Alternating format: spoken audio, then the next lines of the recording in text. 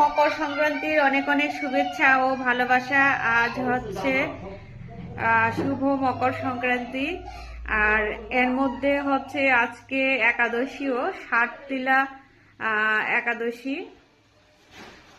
তো এই একাদশীর উপবাসও করেছি আমি, সেজন্য এই যে দেখো আমার জন্য মানে ঠাকুরকে নিবেদন করেছি হচ্ছে মিষ্টি আলু দিয়ে পায়েস করেছি, ফল পাশারি তো আছে, আর এই যে পিঠাপুলিগুলা করা হয়েছে, তিল দেওয়া হয়েছে, এগুলা কালকের জন্য রেখে দেওয়া হবে, কারণ একাদশীতে তো পিঠাপুলি খাওয়া যাবে না।